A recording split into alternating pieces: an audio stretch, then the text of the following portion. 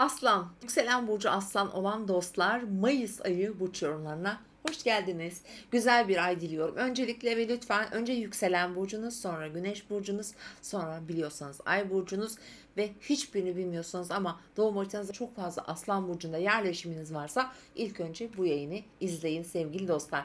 Evet, Mayıs ayı bizim için önemli çünkü yine bir tutulma yaşayacağız.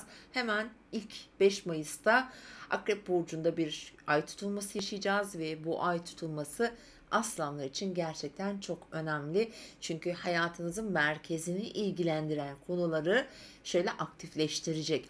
Aslında uzun bir döngüyü tamamlıyor. Kısa vadede baktığımızda yaklaşık 2 yıllık bir döngüyü tamamlıyor. Daha uzun vadede baktığımızda, uzun planda baktığımızda da böyle bir 18-20 yıllık döngüyü tamamlayacak bir tutulma yaşayacağız. Bu ailevi konuları, yaşam yerinizi, hayatınızla ilgili önemli konuları, belki kardeşlerinizi, miraslı durumları, alım satım işlerini, burada çözümlenemeyen, tamamlanması gereken eksik ne varsa işte bu tutulma tamamlayıcı unsur olarak çalışacak. Bu arada 5 Mayıs'ta gerçekleşecek tutulma etkileri 6 ay her tutulmanın sürer. Bu uzun bir tutulma olduğu için daha güçlü ve daha sık sık tetiklenecek. Bilhassa Mayıs ayı içine mesela tetiklenecek tarihler var gerçekten. Önemli olacaktır. Taşınma verebilir. Evle, meskenle, gayrimenkullerle ilgili önemli bazı yenilikler, değişimler getirebilir ki bu öncesi olan konu olacaktır. Asla hani yeni bir şey gelmeyecektir ama hani beklediğiniz bir şey burada çalışacaktır. Ebeveyn sağlığı da bu arada gündemde olabilir. Evet, onun yanı sıra dediğim gibi tutulmanın etkileri güçlü olacak. Şaşırtıcı ve sarsıcı da olabilir.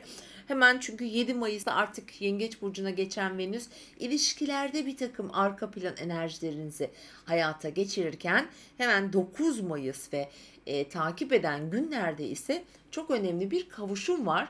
Tutulmanın tam karşı aksında Uranüs Güneş'le kavuşuyor. Tam kariyer evinizde değerli aslanlar. Mesela 13, 14, 15, 16, 17, 18, 19 dereceler. Aslan burcunda burada daha çok etki alacaktır. Mesleki durumda kayba uğramış, başladığı bir işte belki çok aktif olamamış ya da istediği noktaya getirememiş bir aslansanız burada işte önemli değişimler, yenilikler olabilir. Yeni bir şeylere girişebilirsiniz. Aniden bir şeyler değişmeye başlayabilir hayatınızda. Çünkü karar verme mekanizması çok önemli olacak. Bakın, bizim şans ve fırsatlar gezegenimiz Jüpiter'de tam 16 Mayıs'ta artık o da Boğa burcuna geçerek yine burayı aktifleştiriyor. Uranüs, Güneş ve Merkür, Kuzey düğüm hepsi şu an kariyer evinizde. Bakın, aslında bir yandan çok şanslıdır. O kadar çok fırsat getirir ki, seçenekler o kadar çoğalır ki kişinin hayatında maddi manevi bu arada orada karar verme zorluğu çekebilirsiniz. O yüzden ben burada çok önemsiyorum. Özellikle aslan burçları, yükseleni veya önemli aslan burcuna yerleşim olan arkadaşları bu süreç çok önemli olabilir. Hayatınızda çok uzun vadeli şeyleri planlamanız gerekebilir. Doğru anda doğru adımlar atmak önemli olacaktır. Evet, 17 Mayıs civarı ise yine gerçekten çok şanslı günler var. Ve bu arada şunu da söyleyelim, onu atlamayalım. 13, 14, 15 Mayıs güzel bir şanslı bir dönem. Venüs'ün Satürn'e güzel etkileşimleri var. Finansal konularda destekleyici olabilir sizin için. İlişkilerde yapılandırıcıdır. Bazı ilişkileri böyle bir üst seviyeye taşıyıcı etkisi de vardır. Mesela bağlılıkla da çok alakalıdır. Sarsılmış ilişkilerde bir takım tekrar kenetlenmeler getirebilir. Evet, devam ettiğimizde dediğim gibi 17 Mayıs 18 Mayıs civarı hem şanslı gerçekten ama diğer yandan da Jüpiter Plüto karesi 18 Mayıs'ta kesinleşiyor ve bu hepimiz için ay boyunca etkilerini yaşayacağımız aslında ki bilhassa 7. evinizden bir Plüto geçiyor. Burada ilişkilerde büyük bir devrimdir, bir evrimdir. Hayata bakışınız değişebilir, ilişkilere bakışınız değişebilir. Mesela ilişki yaşamıyor olabilirsiniz, bir ilişkiye başlatabilir. Ego çatışmaları verebilir. Bu ortaklı işler için de bakın çok önemli ve keskin sonuçlar getirebilir. Tabi derece olarak doğum haritanız etki alıyorsa bunları yaşayabilirsiniz. Ortaklı işlerde, evliliklerde vesaire buralarda bir döngü çalışacak. Çok kolay olmayabilir. Direnmek burada nafile olabilir açıkçası. Bu değişimi kabul etmek gerekiyor. Her ne ise belki de bir etki almıyor da olabilirsiniz tabii ki. Evet, 19 Mayıs'ta artık Boğa burcunda bir yeni ay doğuyor ve siz aslanlar 28 derecede olacak bu arada. Kariyer evinizde doğan yeni ay ile artık hayatınızı bir yola sokmak, bir şekle, şemale büründürmek için fırsatlar, yenilikler, yeni başlangıçlar getirecektir tabii ki. Daha çok yeni ayın etkilerini aslında Haziran ayına girdiğimizde hissedeceğiz. Onu da söyleyelim. Evet, 21 Mayıs'tan sonra artık gündeminiz yavaş yavaş sosyal çevreye kayıyor. Çünkü Güneş artık İkizler Burcu'na geçecek. Daha çok sosyalleşmek, daha ön planda olmak, ekip ve grup çalışmalarına katılmak, seyahatler olabilir. Arkadaşlarınızla daha sık sosyalleştiğiniz bir süreci başlatacak. Sizin için de iyi gelecek bir süreç olacak. Çünkü yoğun bir iş hayatı, bir iş temposu geçireceksiniz. Evet, 28 Mayıs ve Mayıs'ın son günleri artık bizim için Güneş Satürn karesi devrede olacak. Aslında hepimiz için biraz sıkıntılı, zorlayıcı olabilir.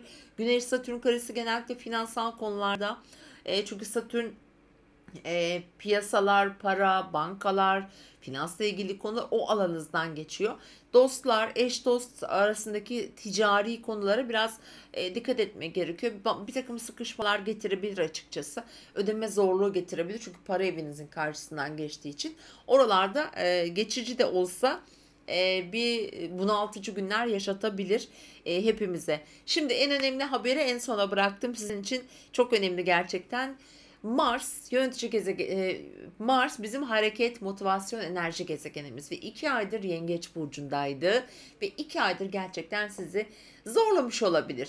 Hani istediğin yönde hareket etmekte engeller çıkarmıştır. Şimdi artık Mars Aslan burcuna, yani sizin burcunuza geçiyor sevgili Aslan burçları 20 Mayıs itibariyle. Bu demek oluyor ki 20 Mayıs ve takip eden 2 ay boyunca bu arada burada kalacak. Sizin yaşamınızda çok daha aktif, daha kararlı, inisiyatif alacağınız, hem maddi hem manevi hem kişisel hem ilişkilerinizde kararlar vereceğiniz, zaman zaman biraz daha agresif de olacağınız bir süreci başlatacak. Çünkü burada Jüpiter'in aynı zamanda karesiyle de mücadele etmek zorunda olacaksınız. Yine seyahatler veya uzak hedeflerinizle ilgili bir takım kararsızlıklar getirebilir ama inanılmaz cesur olacaksınız. Burada cesur adımlar atarken temkinli olun. 2-3 kere düşünerek öyle karar verin. Çünkü Jüpiter'in de böyle özgüveni gelecek. Mars'ın özgüveni var. Biraz yanlış kararlar verdirme olasılığı var.